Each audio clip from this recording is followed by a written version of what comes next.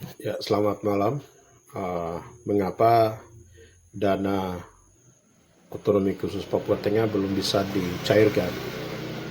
Uh, Sekitar 300 miliar rupiah dana otonomi khusus untuk Papua Tengah sudah disetujui pemerintah pusat. Ya, namun hingga hari ini dana itu belum digunakan. Pertanyaan sederhana, tapi sangat penting. Apakah masalahnya ada di Jakarta atau justru di Papua Tengah sendiri? Disitulah sisi masyarakat menunggu pembangunan jelas. Misalnya sekolah, puskesmas, dan layanan dasar lainnya. Namun di sisi lain anggaran justru masih berhenti di meja perencanaan. Maka bagaimana sistem dana otonomi khusus itu bekerja, kemudian mengapa pencairan bisa tertunda, dan apa dampak bagi masa depan Papua Tengah. Karena pada akhirnya ini bukan hanya soal uang, ini soal tata kelola birokrasi dan masa depan pembangunan Papua Tengah. Untuk memahami persoalan ini kita kembali pada dasar otonomi khusus Papua, kebijakan negara yang dilahirkan pada tahun 2001 ya, pasca reformasi. Tujuannya jelas ya, mempercepat perencanaan pembangunan Papua, mengurusi kesenjangan dan meningkatkan kesejahteraan orang asli Papua. Setiap tahun Papua menerima dana otsus dalam jumlah besar. Triliunan rupiah digelontorkan. Namun masalah klasik muncul lagi, hasil pembangunan sering tidak sebanding dengan besarnya anggaran. Lalu ketika Papua Tengah menjadi provinsi baru, harapan kembali muncul. Provinsi baru berarti ya birokrasinya baru, sistemnya baru, peluang percepatan pembangunan, dan tambahan anggaran 300 miliar itu dianggap sebagai energi baru. Tapi disinilah masalah dimulai, karena uang negara tidak bisa langsung dipakai begitu saja. Dana tersebut belum bisa dicairkan karena satu hal utama, administrasi percepatan atau perencanaan belum lengkap dan belum final ya. Dalam sistem keuangan negara saat ini dana otonomi khusus tidak bisa cair hanya karena sudah disetujui. Ya, harus ada dokumen yang disebut ARAP, otonomi khusus ya, rencana anggaran, program, rincian kegiatan, indikator kinerja, output yang jelas, target sasaran, dan setiap rupiah yang bersumber dari dana otonomi khusus itu untuk siapa, untuk apa, untuk apa hasilnya. Jika dokumennya itu belum disahkan, maka dana tidak bisa digunakan. Jadi sebenarnya bukan dana yang hilang, tetapi sistem yang belum siap berjalan.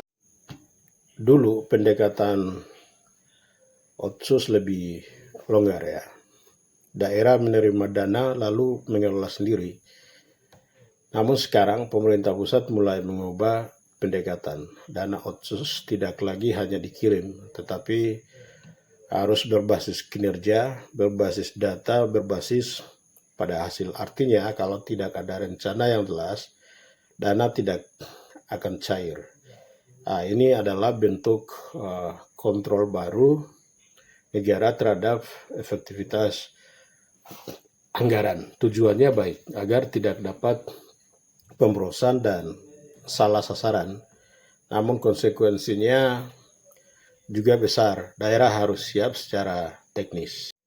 Di titik ini kita masuk ke persoalan yang memang dalam inti bahwa sebagai provinsi baru, Papua Tengah masih dalam proses ya pembangunan struktur OPD, penyiapan sumber daya manusia SDM, penyusunan sistem perencanaan dan penyesuaian standar nasional ya, penyusunan rencana anggaran pembangunan ya, RAP Otsus, bukan hanya kepada pekerjaan sederhana. Yang dibutuhkan adalah perencanaan handal, analisa keuangan, data statistik yang memang valid, sistem monitoring yang kuat. Nah, jika kapasitas ini belum kuat, maka dokumen terlambat, verifikasi tertunda, pencairan ikut tertunda. Inilah yang sering tidak terlihat oleh publik, karena yang terlihat hanya dana belum cair. Padahal masalahnya lebih dalam, sistem belum siap. Keterlambatan pencairan bukan hal kecil, dampaknya langsung terasa. Pertama, pembangunan tertunda, jalan sekolah, dan fasilitas publik tidak bergerak cepat ya. Kedua, pelayanan publik melambat. Program memang kesehatan pendidikan yang memang tidak optimal, tapi terus dibenahi hari ini. Ketiga adalah anggaran bisa menumpuk di akhir tahun dan ini sering menurunkan kualitas pelaksanaan. Akhirnya masyarakat paling merasakan tujuannya Otsus adalah justru untuk masyarakat. Disinilah muncul paradoks. Dana besar tersedia, tapi manfaat belum terasa maksimal. Jika kita tarik lebih dalam, ini bukan hanya soal teknis, ini soal tata kelola pemerintahan. Ada 3 lapisan masalah. Yang pertama, kebijakan pusat yang makin ketat. Yang kedua, kapasitas daerah yang belum merata. Yang ketiga, koordinasi antara lembaga yang belum optimal. Dana otonomi khusus sebenarnya adalah instrumen politik pembangunan, namun tanpa sistem yang kuat, ia bisa menjadi lambat, tidak efektif, atau tidak tepat sasaran. Karena itu yang membutuhkan di Papua Tengah bukan hanya tambahan dana, tetapi penguatan tambahan 300 miliar rupiah dana otonomi khusus untuk Papua Tengah adalah peluang besar. Namun dana itu tidak akan berarti apa-apa jika tidak bisa dikelola dengan baik. Masalah utama bukan pada jumlah uangnya, tetapi pada kemampuan sistem untuk mengubah uang menjadi manfaat nyata. Tapi persoalannya keadilan, pelayanan, dan kesejahteraan rakyat. Ya, jika birokrasinya kuat, dana kecil bisa berdampak besar, tapi jika birokrasi lemah, dana besar bisa hilang tanpa jejak manfaat. Dan disitulah tantangan besar Papua Tengah hari ini.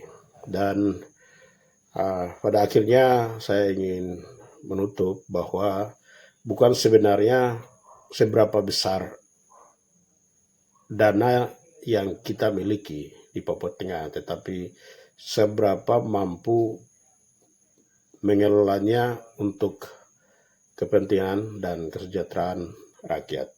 Terima kasih.